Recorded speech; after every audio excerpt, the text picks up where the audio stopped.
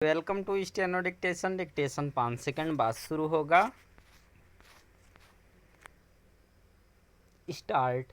जनगणना के लिए अधिसूचना जारी होने की प्रतीक्षा ही की जा रही थी, इसलिए और भी अधिक क्योंकि एक तो कोविड महामारी एवं अन्य कारणों से इसे समय पर नहीं शुरू किया जा सका और फिर कुछ समय पहले सरकार ने अचानक जातिगत जनगणना कराने का फैसला ले लिया।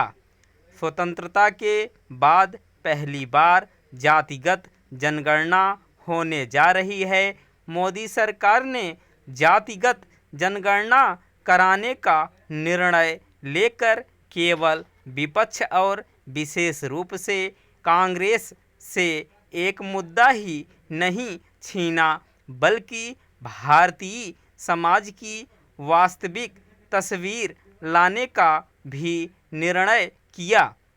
चूँकि कई नीतियों का आधार ही यह होता है कि किस वर्ग की सामाजिक आर्थिक स्थिति क्या है, इसलिए सैद्धांतिक रूप से जातिगत जनगणना कराना उचित और आवश्यक था। आखिर SC/ST समुदाय की हो ही रही थी, अब अन्य वर्गों के साथ OBC की भी होगी। इसकी अनदेखी नहीं की जानी चाहिए कि अभी 1931 के जातिगत जनगणना के आंकड़ों से या फिर अनुमान से काम चलाया जा रहा था।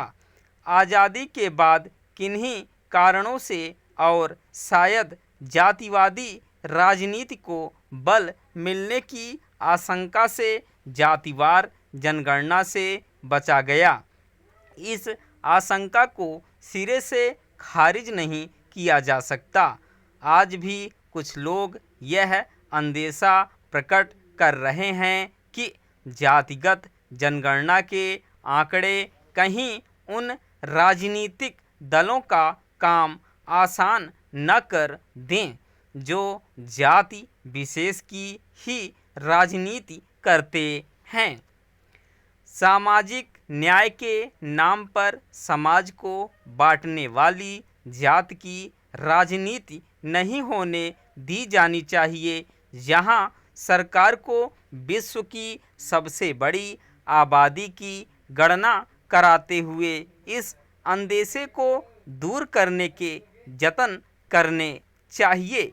वहीं जनगणना की अधिसूचना पर किंतु परंतु कर रही कांग्रेस को बताना चाहिए कि आखिर उसने अपने लंबे शासनकाल में ऐसी जनगणना क्यों नहीं कराई।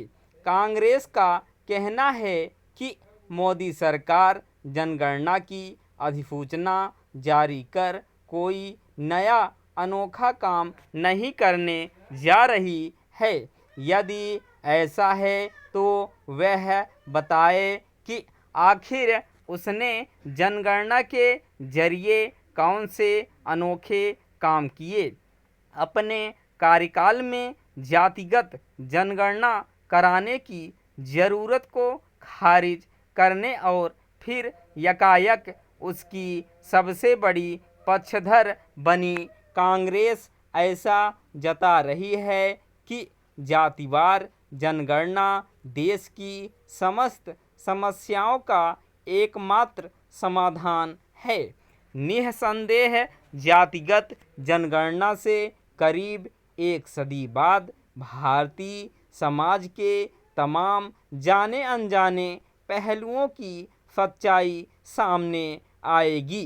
कुछ मिथक टूटेंगे बनेंगे और सामाजिक एवं आर्थिक विकास की नीतियों को ठोस दिशा देने में मदद मिलेगी, लेकिन वह समस्त समस्याओं के हल की कुंजी नहीं।